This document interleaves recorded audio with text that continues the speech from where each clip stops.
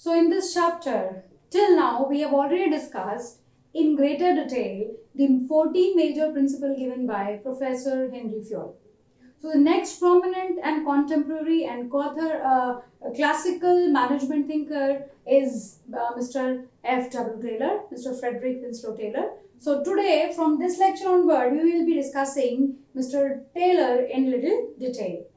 So F.W. Taylor, the name is Frederick Winslow Taylor. Mr. Taylor was born in the year 1856 in USA. He is technically known as a mechanical engineer because he has joined a company named as Midwell Steel Company as a machinist. Mr. Taylor is also popularly known as the father of scientific management. Remember the word scientific. Fayol was famous for a father of general management principle, whereas Taylor is known as father of scientific management, which means he was the first person who has conducted the systematic study of management, where he has checked the management and its existence under the periphery, under the check of science, that management whether being applicable as a science or not. And he's the first person to introduce or coin the term scientific management. Later we will discuss what is the difference between a general management and a scientific management. Next, Mr. Taylor, along with his associate, Mr. Frederick Gilbert, has conducted many scientific research, many systematic studies, and all his experiment has have a wonderful results, and all his results, both of them and many other followers of Mr. Taylor, has combined it all together and have produced in the format of different principles as well as technique. So Mr. Taylor, Taylor's major contribution is for maximizing the efficiency of man and machine at the same time in collaboration. So he is a person who has mainly worked in the industrial segment. Also, he is a man who has mainly worked for the workers' benefit, not for the administration and offices. Thus, the major difference here for the study of Taylor and Fayol is Fayol's study was completely for the administrative setup and office setup and managerial hierarchy, whereas Taylor's study is all for the reality ground check and in the industrial setup with workers and foremen. So if we see all the study and all what Taylor's idea and experiments have been clubbed together and formally designed and divided into different principles, scientific management principles given by Mr. W. Taylor, also the different scientific managerial techniques. So remember, along with Taylor, there is one thing which is very, very popularly we need to remember is it is all about scientific management. So these are not the general management principles, these are scientific management principles. So Fayol's principles and Taylor's principles are different on this very ground. Now, principles, as we already know, the term principles means what to do. So I have said that Taylor did not only say that what to do, whereas he also talked about how to get the particular thing done.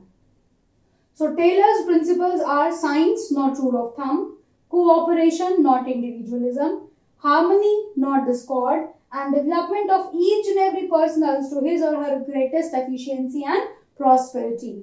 At the same time, Taylor has propounded several techniques, which is functional foremanship, work study. Under work study, he has conducted 4 major studies, that is time study, motion study, method study, and fatigue study. Then he has talked about mental revolution. But there are people who say that mental revolution is just not a technique, whereas it is a philosophy given by Mr. Taylor. Then standardization and simplification at the end, differential piece wage or piece rate system. So in the coming videos, we are going to discuss all these scientific management techniques as well as principles all in one go. Hello my dear friends, welcome to my channel. In the very previous video, I have talked about the life history and background of Professor Frederick Winslow Taylor. As I've already discussed, that Professor Frederick Winslow Taylor, F.W. Taylor, is popularly known as father of scientific management. He was the first person who has introduced the concept of science with that of management. Taylor was of the opinion that if we use scientifically tested standards, methods, tools along with the trained personals, so this will help us to reduce the wastage, to reduce the cost and at the same time to increase the efficiency of worker and overall efficiency of objective. Fuel, according to Fuel, the definition for scientific management is to let your man know what exactly you want them to do. That is, he has added the word what exactly you want your human resource to perform. That has to be narrated. The ways have to be narrated. That is how to conduct a particular job. That has to be trained. That has to be discussed with the workforce.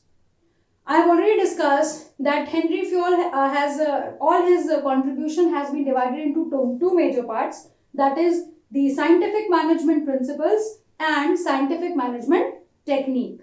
So here I am going to discuss the scientific management principle, and the very first principle is principle of signs, not rule of thumb. Here the word which is very new and interesting for you is rule of thumb. Thumb rule is the old traditional trial and error method. So Taylor was of the opinion that if we use science into management, if we mix science with management, we can avoid the wastage by simply discarding the old rule of thumb, that is hit and trial method. He was of the opinion that under this principle he has highlighted that there is only one best way of conducting or doing a particular task that can increase the efficiency, that can reduce the wastage.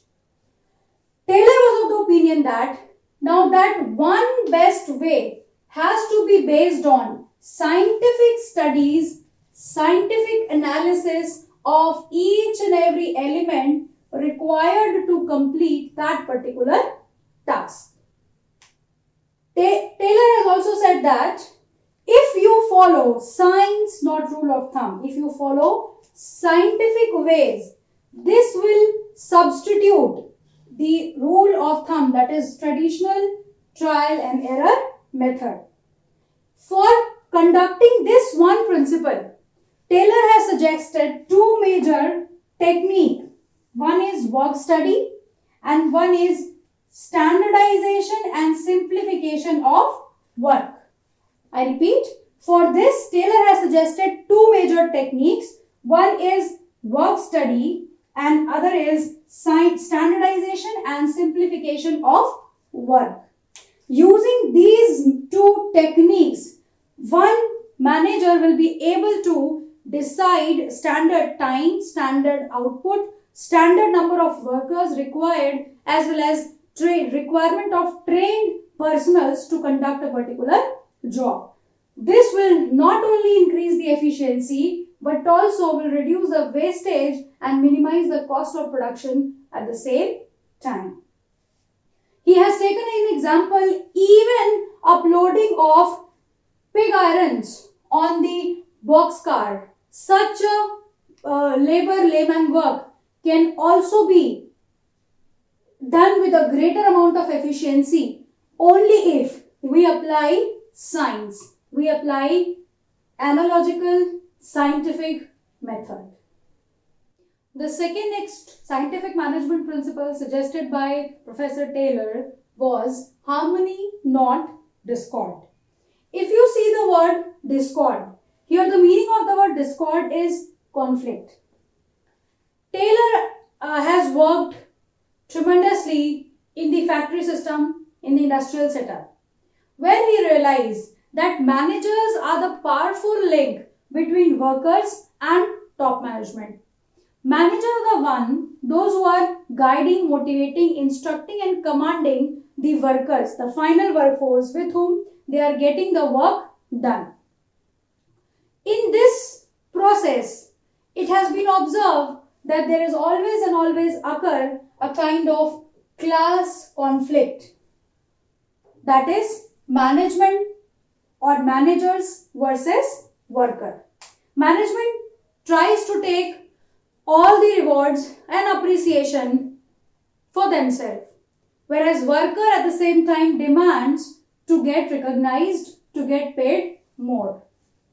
To avoid this kind of a chaotic situation in the organization. Fioll has advocated the particular principle called principle of harmony, not discord. Here I must remind you that Mr. Taylor is mainly known for his major scientific management technique because he has introduced the concept of science, that is, tell your employee logically what you are expecting them to do. So his total approach was more into doing and less into preaching.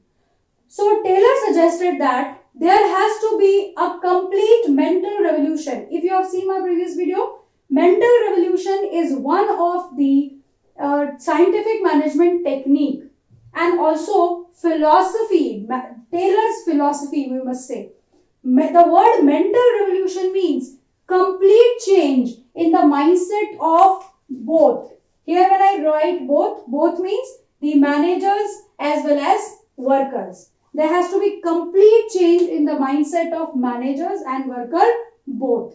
Both should have this realization that these two bodies are equally important for the organization. No organization can run in the absence of a manager or even in the absence of workers. If you remember this hierarchy, while explaining this, I have discussed it with you that top management works as a brain, middle management works as a heart, and lower level management works as a limbs.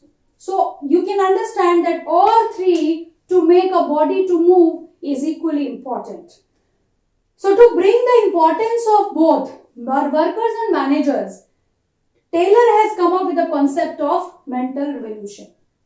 He has suggested that management should share all his profits and gains with their workers.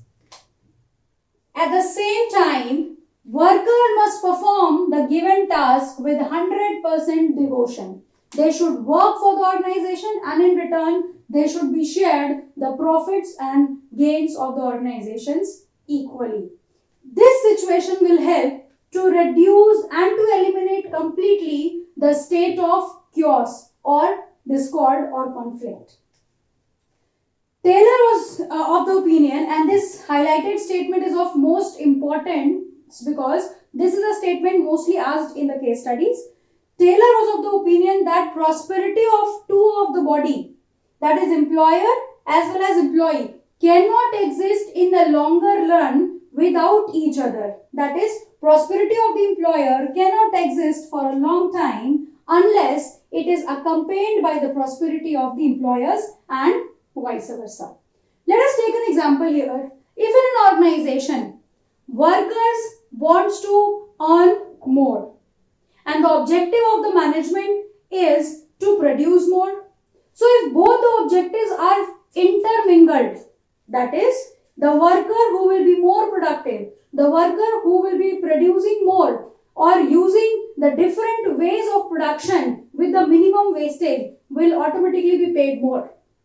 So clubbing these two ideas together, it is going to create a kind of harmony in the organization and the relationship of the people working at the workplace will get better. Taylor also quoted the example of Japanese companies here. Japanese in companies working in Japan adopt a black ribbon approach. They never go for any kind of shutdown and lockdown and gherav. When they wanted to show their disagreement with the management, they just wear a black ribbon or anything black and they start working more and more just to get or attain the sympathy of the management. The reason being, they know that whatever extra they are going to produce, this is going to bring a kind of profit sharing in their account. So this is how management is compelled to follow, or you can say admit, the requests of worker. So this is how Taylor has realized workers as well as managers to their real potential, that working in a team is always gives you strength. Sounds little cliche, but that's the fact. The third scientific management principle suggested by Taylor was cooperation, not individualism. Let me tell you once again, there is a sync between two principles and one technique altogether.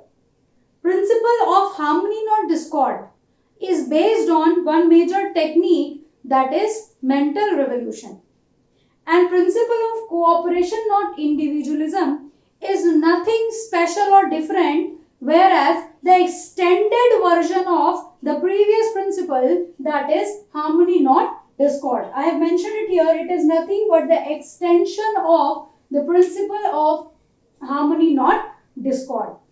Under the principle harmony, not discord, Taylor talked about class conflict, and he has given the ways to improve and reduce and simply avoid class conflict to harmonize the situation. Extending the same concept in the very next principle, that is cooperation, not individualism, Taylor suggested that there should be no competition in between management and workers, because management and workers are not competitors to each other, whereas they are the cooperators. If they will not cooperate, if they will not coordinate, if they will not work together, the management will not be able to achieve the desired objective. So he has replaced the term competition from cooperation. Taylor was of the opinion that competition in between management and worker should be replaced with cooperation in the organization or in between these two bodies. He has also said that management should not close its ears to any constructive suggestions given by employee, whereas if any initiative and suggestions coming from the workers' part, from the part of employees, and if it is reducing the cost, wastage, equally increasing the productivity, so such suggestions must be incorporated in management, and such employee must be honored, encouraged and rewarded. This will give employees a sense of accomplishment. If you can try and memorize it again, while discussing the principle of initiative given by Professor Fioll, I have discussed the same line, but only this much was not there. Under the principle given by Fioll, we have discussed, under the principle of initiative given by Fioll, we have discussed that management should appraise and there has to be a employee suggestion system in the organization, which means Fioll was of the belief that management should encourage and establish a formal system where employees may come and give suggestion, and if it is leading to substantial reduction in cost, then it should be incorporated by the management and the workers must be rewarded. Same thought has been given by Taylor also under the principle cooperation, not individualism. But the only difference is he did not recommend any system to be established. He simply says that even if you do not establish any system, but if also employees are coming to you with the constructive suggestion, just do not simply close your ears. Have a vouch on employees, those who are coming with the constructive suggestions to you. So, Taylor was of the opinion that any employees coming to any constructive suggestions to the management, such suggestions must be incorporated in management if it is leading to substantial reduction in cost. And not only implementation of the suggestions, also the employee must be rewarded in any ways, appreciated and encouraged. This will spread a sense of accomplishment among the employees in the organization. Taylor also said that this will help to establish an open communication system in the organization. At the same time, he has said that once management is incorporating all the suggestions given by employee, at the same time, workers should also take care that they should not go on any kind of strikes. Any kind of strikes and decision against the management is completely banned. There should be no such interest, there should be no such action which is going beyond the interests of management. Taylor recommended to follow a paternalistic approach. Now, paternalistic approach is management behave or become a father figure for the employees or workers. That is, management take care the responsibility of all the needs of an employee. So if employee is feeling hot at a particular environment and not feeling the temperature and environment suitable for work, so management must offer proper ventilation to employees. If workers are feeling hungry at workplace, requiring some refreshment, so there has to be some such arrangements from the management to the employees, which means you say, I provide. Your single task is to be productive and take care of my whole soul responsibility. What our parents expect from us, whatever we demand, they are ready. Before we think, before we say, they are all the way available with the things to us. But what they want from us in return is single thing: fulfill their dream, what they want us to do. Study hard, score better, do good, and be a kind person in life, and successful as well. A similar approach was used by Taylor. Become the father figure. Follow the paternalistic approach and take care of employees' need completely, so that they should focus only and only on productive works. He has also said that there has to be almost equal division of work in between workers as well as management. He said, just don't stand on the dais and become the leader or become the boss. Boss should not behave as a boss. Lead by example. If you take some of the responsibility of your employees, let us take a very small example. Suppose if after the recess in your class, when you find things are littering here and there, in spite of telling it again and again to you by your class teacher and in the assembly and even under Swachh Bharat Abhiyan, that littering is not good, it is not hygienic. If you find things are being littered here and there, so the teacher who enters in your class don't say anything to you and just start picking up the litter things here and there and start dumping it all in the dustbin. What will be the first action coming from your end? You will feel, if my teacher can do it, you will feel ashamed. You will get up and start doing it, and from the next time you will always remember that this should not be happened again. This is the whole idea. Use science, but connect not to brain, connect from the heart. And if you share a heart-to-heart connection, your action will speak more than your words. Taylor believed that there has to be almost equal division of work between workers and employee. Just do not give orders and instructions and sit. Be there, work hand in hand to your employees. Hold the hands of your employee and help them, guide them, encourage them, instruct them throughout their work, so that they feel your presence. They should feel that they're not working alone and you are enjoying the benefit at the top. No, there has to have a feeling that there is almost equal division. If I am planning and giving some tasks to you, so while you are engaging completing that task, I'm equally engaged to prepare something else for you. So there has to be engagement to both management and worker. So this was all about cooperation, not individualism. So the next principle of scientific management is development of each and every personnel to his or her greatest efficiency. I repeat, development of each and every personnel to his or her greatest efficiency and prosperity. Taylor was of the opinion that in an industrial setup, the industrial efficiency is completely dependent on individual competency of employees to a larger extent, which means any organization will not be able to reduce the wastage or to maximize the productivity if they won't have the competent and the spirited employees. It is very important to hire competent employees, competent individuals, those who are ready to learn more, grow more, and be more and more productive.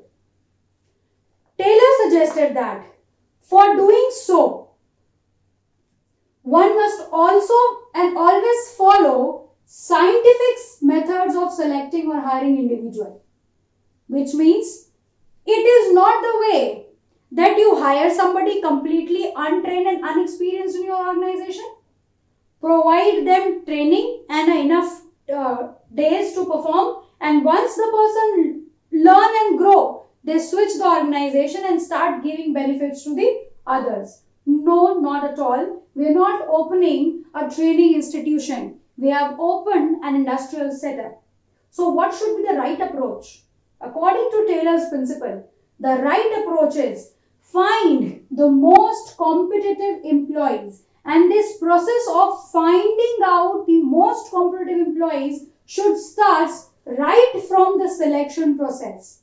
That is, use the scientific selection process. How to use scientific selection process?